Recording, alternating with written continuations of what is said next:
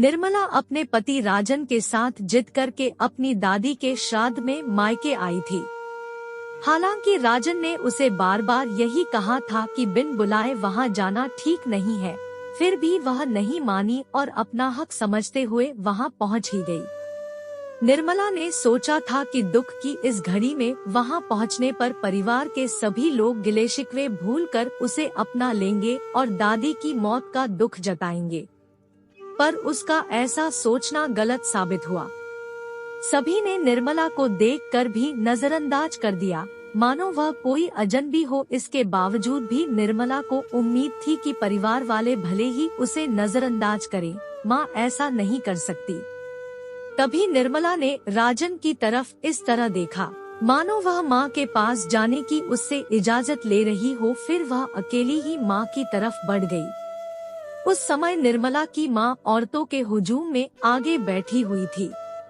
जब माँ ने निर्मला को अपने करीब आते देखा तो वे उठकर तेजी से दूसरे कमरे में चली गई।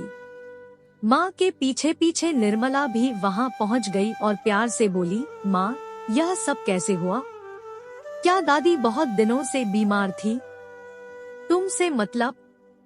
आखिर तुम पूछने वाली होती कौन हो?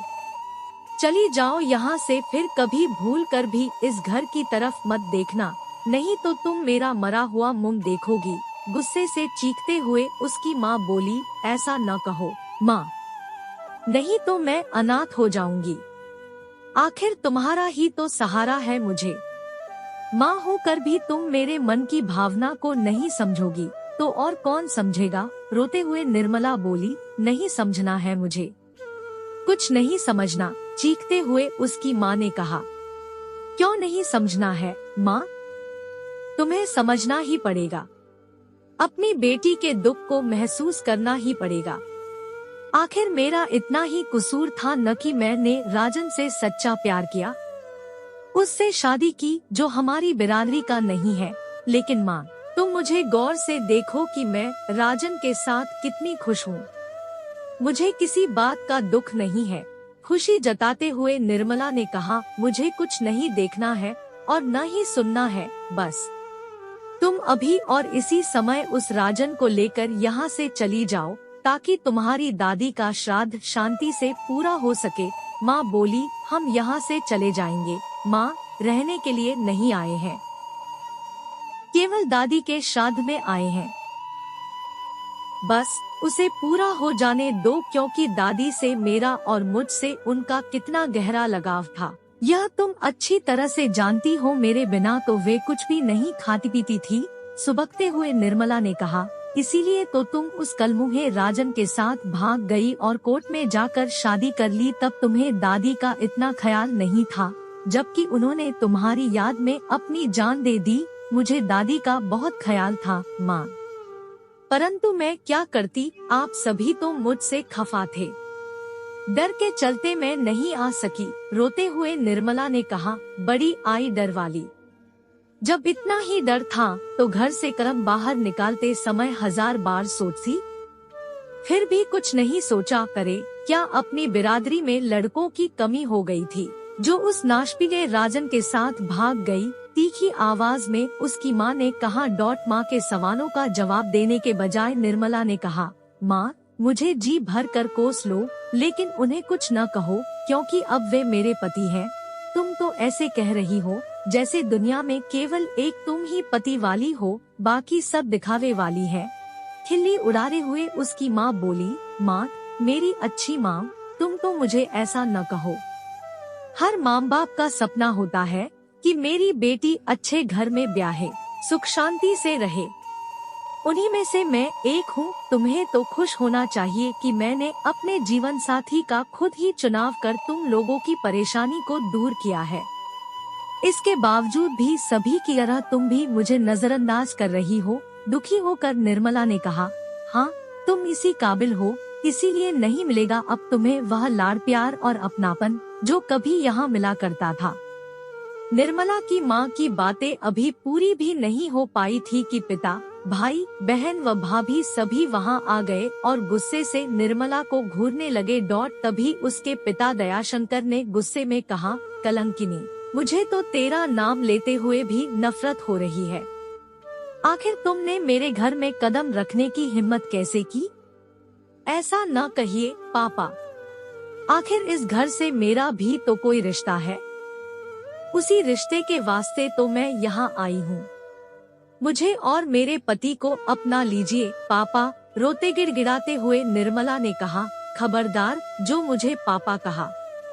तेरा पापा तो उसी दिन मर गया था जिस दिन तू इस घर को छोड़ कर गई थी। रहा सवाल अपनाने का, तो यह हक अब तुम खो चुकी हो। नहीं पापा नहीं, ऐसा न कहो और ठंडे दिमाग से सोचो कि प्यार करना क्या कोई जुर्म है? आखिर मैं भी तो बालिग हूँ। जब मैं अपना भला बुरा सोच समझ सकती हूँ, तो फिर मुझे फैसला लेने का हक क्यों नहीं है? और फिर चाहे बातें भविष्य की हो या जीवन साथी चुनने की, लड़कियों को यह हक जरूर मिलना चाहिए। थोड़ा खुश होकर निर्मला ने कहा। तू मुझे हक के बारे में समझा रही है? अगर तू इतनी ही समझदार होती तो अपनी ही जाति के लड़के से शादी करती, न कि किसी दूसरी जाति के लड़के से। निर्मला के पिता ने कहा। दूसरी जाति के लड़के क्या इंसान नहीं होते? क्या उनमें समझदारी नहीं होती? इसकी मिसाल तो राजन ही है, जिन्होंने मुझे जिंदगी की सारी खुशियाँ दे रखी हैं। कोई कमी महसूस नहीं होने दी है उन्होंने। मैं इस तरह के जात पात के भेदभाव को नहीं मानती, जो एक इंसान को दूसरे इंसान से अलग करता हो, आपस में दूरियां बढ़ाता हो। मैं केवल इंसानियत की जात को जानती व मानती हूँ। निर्मला बोलती चली गई। बस करो अपनी यह बकवास और उस राजन के साथ यहाँ से चलती बनो। इस बार चीखते हुए निर्मला का भाई विशाल बोला। भैया, मुझे जो चाहो कह लो, मैं सब बर्दाश्त कर लूंगी, लेकिन उनके बारे में कुछ भी नहीं सुन सकती, क्योंकि एक पत्नी अपने सामने पति की बेइज्जती कभी बर्दाश्त नहीं कर सकती। अच्छा, तब तो मुझे तुम्हारे पति की बेइज्जती करनी ही होगी, वह भी तुम्हारे सामने। नजरें तिरछी करते हुए विशाल बोला। क्या यह तुम कह रहे हो? जबकि तुम भी किसी के पति हो और तुम्हारी पत्नी तुम्हारे सामने खड़ी है। महाभारत मचा दूंगी मैं यहाँ। तुम क्या समझते हो अपने आप को कि वे तुमसे कमजोर हैं? वे जूडो कराटे में ब्लैक बेल्ट है और साथ ही पुलिस में भी है। उनसे टकराना तुम्हें महंगा पड़ेगा भैया। हाँ, मैं यदि चाहूँ तो तुम्हारी पत्नी के सामने तुम्हारी बेइज्जती जरूर करवा सकती हूँ, ताकि तुम बेइज्जती के दर्द को महसूस कर सको। लेकिन मैं इतनी बेवकूफ भी नहीं हूँ कि तुम्हारी तरह कुछ करने से पहले कुछ सोच समझ न सकूं। औरत हूँ, इसलिए औरत का दर्द समझती हूँ। लिहाजा ऐसा कुछ नहीं करना चाहूंगी जिससे कि भाभी के मन में दुख हो। निर्मला की बातें सुनकर उसकी भाभी सुबक पड़ी और उसने आगे बढ़कर निर्मला को गले लगा लिया। माधुरी, यह तुम क्या कर रही हो? दूर हटो उससे, इससे हमारा कोई रिश्ता नहीं है। चीखते हुए विशाल बोला। रिश्ता है क्यों नहीं? खून का रिश्ता है हमारा, इसलिए अपनी बहन को अपना लीजिए। इसने ठीक ही कहा है कि जात पात कुछ नहीं होता, होती है तो केवल इंसानियत, और इंसानियत का रिश्ता। निर्मला की तरफदारी लेते हुए उसकी भाभी माधुरी ने कहा। मानो वह भी इंसानियत के रिश्ते को ही अहमियत दे रही हो। लेकिन माधुरी की बातें सुनकर विशाल बौखला गया। वह गुस्से से बोला। माधुरी, लगता है इसके साथ साथ तुम्हारा भी दिमाग खराब हो गया है। कहीं अभी विशाल अपनी बातें पूरी भी नहीं कर पाया था कि तभी वहाँ राजन आ गया और सूझबूझ का परिचय देते हुए गंभीरता से बोला। निर्मला, अब चलो यहाँ से, बहुत हो चुकी तुम्हारी बेइज्जती। मैं अब और सहन नहीं कर सकता।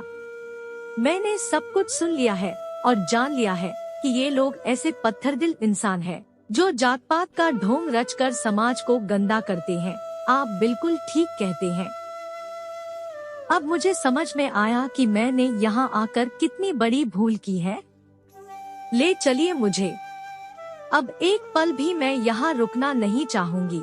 उठते हुए निर्मला बोली और अपने पति राजन का हाथ थामकर घर से बाहर जाने लगी। उसकी छोटी बहन उर्मिला ने दौड़कर निर्मला का हाथ थाम लिया और सिसकते हुए बोली, दीदी मत जाओ। मुझे छोड़कर मत जाओ। पगली, मैं कहाँ तुम्हें छोड़कर जा रही हूँ। हाँ, जात पात और उन बुरे रिवाजों को छोड़कर जा रही हूँ जिसे माँ, पापा व भैया ने अपनी मुट्ठियों में जकड़ रखा है। मैं यहाँ नहीं आऊंगी तो क्या हुआ, तुम तो अपनी दीदी के घर आ सकती हो, निर्मला बोली। जरूर आऊंगी दीदी, उर्मिला ने खुश होकर कहा। मैं इंतजार करूंगी, प्यार से उसके सिर पर अपना हाथ फेरते हुए निर्मला ने कहा और अपने पति राजन के साथ घर से बाहर निकल गई।